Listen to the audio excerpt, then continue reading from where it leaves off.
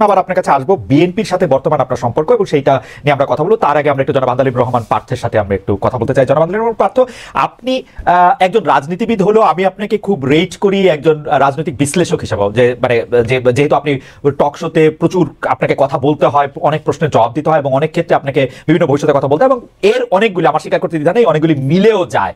আমি এই জন্য আপনাকে একটু একটু একটু ফরওয়ার্ড লুকিং প্রশ্ন করতে চাই যে গত কয়েক বছর ধরে জনাব তারেক রহমানই আসলে বিএনপির হাল ধরে আছেন। বেগম খালেদা জিয়া চিকিৎসার জন্য লন্ডন গেলেন, শেখ হাসিনা জনরোষে বাংলাদেশ থেকে বিতাড়িত।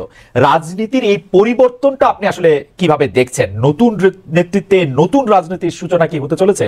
বিশেষ করে 90-এর পর যদি আমরা আওয়ামী লীগ ও বিএনপির শাসনকাল যদি বিশ্লেষণ করি, সরকারে বা ক্ষমতায় এলে মানে এটা একটা এই প্রশ্ন বারবার হচ্ছে যে তারা যে গণতান্ত্রিক থাকবেন, কর্তৃত্ববাদী হবেন না, সেরকম কি মনে হচ্ছে? মানে এই নেতৃত্বে যারা আছেন, এটা তো অবশ্যই ঠিক জনাব তারেক রহমানই আসলে 20-22 বছর ধরে অন্ততপক্ষে দলের ডেপুটির হালটি ধরে আছেন, কিন্তু মানে এই নেতৃত্বের ক্ষেত্রে কোনো পরিবর্তন আসছে?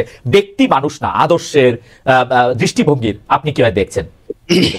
আপনাকে ধন্যবাদ খালেদ, আপনি তো অনেক ওয়াইড একটা প্রশ্ন করেছেন আমাকে। আমি একটু ব্যাকগ্রাউন্ডে যাব। দেখুন, আপনি সমষ্টিগতভাবে যদি বাংলাদেশের রাজনীতির অবস্থা দেখেন, গত 17 বছরে যে একটা ভীতির সংস্কার, ভীতির একটা সংস্কৃতি আমাদের রাজনীতিতে ছিল, যার কারণে 17 বছর কিংবা 20 বছরে ভালো মানুষগুলি রাজনীতি থেকে দূরে সরে যায়। এই কারণে অফকোর্স একটা ভ্যাকুয়াম সৃষ্টি হয় রাজনীতিতে। কারণ 17 বছর আপনি জানেন যে কোনো রাজনীতি করতে গেলেই একটা গুম খুনের একটা ধারণা ছিল, বা মানুষ রাজনীতিবিদদের উপরে কেন জানি এমন, মানে কেন জানি বলবো না, মানুষের যথেষ্ট রিজন ছিল রাজনীতিবিদদের থেকে দূরে সরে যাওয়া। এবং বলে না যে জোকাররা যখন পার্লামেন্টে যায় তখন জোকাররা মেম্বার অফ পার্লামেন্ট, মানে পার্লামেন্টটা সার্কাস হয়ে যায়। গত 3টা বছর তিনটা টার্ম অনেকটা এরকমই একটা অবস্থান ছিল।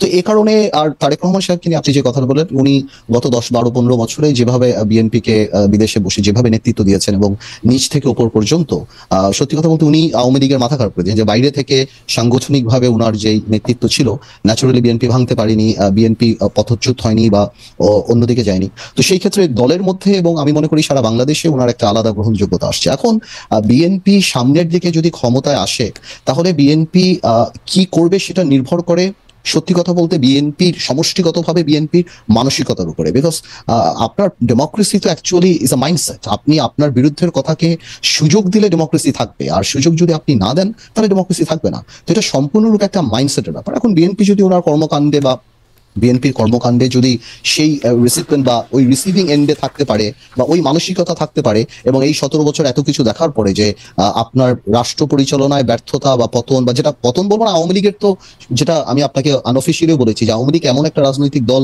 যার বাংলাদেশে শুধু রাজনৈতিক পতন হয় না, সামাজিক পতনও হয়েছে। যে এই ধরনের সামাজিক পতন আগে হয়নি, বিকজ আওয়ামী লীগের অবস্থানটা, আওয়ামী লীগের অ্যাট্রসিটিটা, আওয়ামী লীগের দুর্নীতি বা সবকিছু একটা হাউস ওয়াইফের কাছে, একটা সাধারণ শিশুর কাছেও চলে গিয়েছিল, এবং এই লাস্টে যে গণহত্যাগুলি। তো আমি সেটাই বলবো যে এখন তো আর নির্দিষ্ট শত্রু লাগবে না আমাদের পতনের জন্য। আমরা যদি আওয়ামী লীগ থেকে শিক্ষা না নেই, আমরা যদি ডেমোক্রেসি প্র্যাকটিস না করি, তাহলে অদৃশ্য শত্রু আমাদেরকে সেটা করে দিতে পারে। তো আমার মনে হয় ভবিষ্যৎটা আমি বলতে পারবো না, এটা এর উপর নির্ভর করবে। আজকে পর্যন্ত আমি আমার জায়গা থেকে বিএনপির সাথে যতখানি কথা বলেছি, যতখানি রাজনীতি করছি, আমি যথেষ্ট অ্যাকোমোডেটিভ। এবং আপনি যদি ইদানিংও দেখেন বিএনপির 31 দফা থেকে আরম্ভ করে অন্য সবকিছু, বিএনপি আমাদের সবার সাথেই কথা বলছে, সবার কাছ থেকে ড্রাফট নিচ্ছে, সবার কাছ থেকে উপদেশ নিচ্ছে, তারপর ওনারা এটা বাস্তবে আসছে। তো আমি যথেষ্ট অ্যাকোমোডেটিভ নেচার বিএনপির দেখতে পাচ্ছি। সো ইনশাল্লাহ আমি প্রোগ্রেসিভ থিঙ্কিং, আমি মনে করি আর খারাপ কি হবে, ইনশাল্লাহ ভালোই হবে। তো আমি ভবিষ্যতের জায়গা থেকে এখন শুধু বর্তমানে পাঠাতনে একটু আসতে চাই। আপনি জানেন যে 24-এ ছাত্ররা রাজনীতির গতিপথ, মানে ছাত্রদের নেতৃত্বে রাজনীতির গতিপথ যেভাবে পাল্টে গেছে বা পাল্টে দিয়েছে ছাত্ররা, সেখানে আপনারা যারা 53 বছরের বাংলাদেশ রাজনীতির দ্বিতীয় বা তৃতীয় প্রজন্ম, মানে আপনাকে যদি আমি বলি, তাদের রাজনৈতিক প্রাসঙ্গিকতা বা রাজনীতিটা কি আগের মতো আর আছে? আপনারা কি নতুন করে কোনো কিছু ভাবছেন? আপনি নতুন করে কিছু ভাবছেন কিনা? মানে আমি আপনারা, এটা অনারিফিক প্লুরাল পার্থ। তো কারণ হচ্ছে যে অনেক ক্ষেত্রে আমরা এক ধরনের ক্যান্সেল কালচার দেখতে পাচ্ছি। মনে হচ্ছে যে আগের কিছু জিনিস বাতিল করেই নতুনের জন্ম হচ্ছে।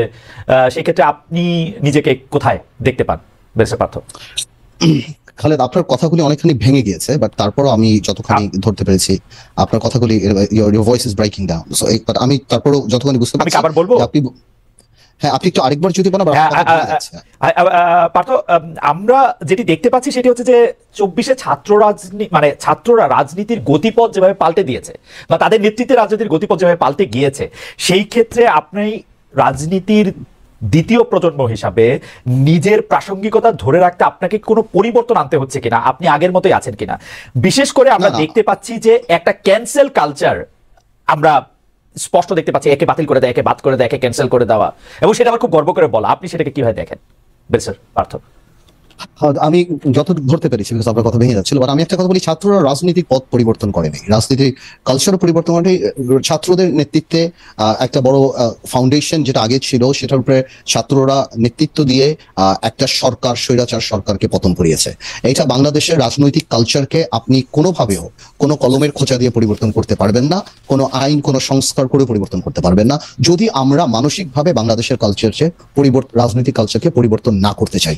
আপনি যত সংস্কার করেন, যাই করেন, যারাই ক্ষমতা আসবে তারা যদি অ্যাবিউজ করতে চায় ওনারা অ্যাবিউজ করবেন, আর মানসিকতায় যদি অ্যাবিউজ না থাকে তাহলে এই অ্যাবিউজ হবে না। সুতরাং অনেকেই মনে করে হ্যাঁ সংস্কারকে আমরা ওয়েলকাম জানিয়েছি, এখনো জানাই। আর আপনি যদি আমাদের কথা বলার চেষ্টা করেন, আমাদের রাজনৈতিক মোটো বা আমার বাংলাদেশ জাতীয় পার্টি বিজেপিতে আমি যেই দলের চেয়ারম্যান, আমাদের মোটোটা সম্পূর্ণ ডিফারেন্ট। আমি আমার জায়গা থেকে, আমার স্বল্প পরিসরে যেখানে আমি কাজ করি, আমি এই জিনিসটাই উপলব্ধি করতে পেরেছি যে ভালো ভালো রাজনীতি আনতে হলে ভালো রাজনৈতিক মানুষের রাজনীতিতে আসতে হবে, এছাড়া আর কোনো ওয়ে নাই। সুতরাং আমরা ওই ক্যাম্পেইনই করছি, যার কারণে আমরা ঢাকা বলেন, বাইরে বলেন, আমরা সমাজে সেই গ্রহণযোগ্য মানুষগুলিকে রাজনীতিতে আনার চেষ্টা করছি, যাতে আমরা আমাদের মানসিকতায় we can accommodate more intelligent and more political people than us. এটা যদি হয়, এই মানসিকতা থাকলেই আপনি বাংলাদেশকে পরিবর্তন করতে পারবেন। আদারওয়াইজ কোনো আইন করে, কোনো সংস্কার করে এগুলি লোক দেখানো হবে এবং এগুলি টিকবে না। আমরা জনাব আন্দোলিব রহমান পার্থকে শুনলাম।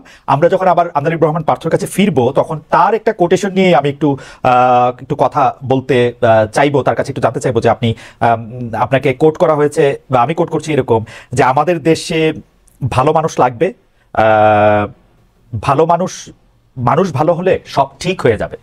এই ব্যাপারটার ক্ষেত্রে আপনার মানে এখন এইটার একটু ইলাবোরেশন আমরা একটু চাইবো, যে আপনি মানুষ ভালো বলতে সিস্টেম পুরো একটা তাত্ত্বিকভাবে বা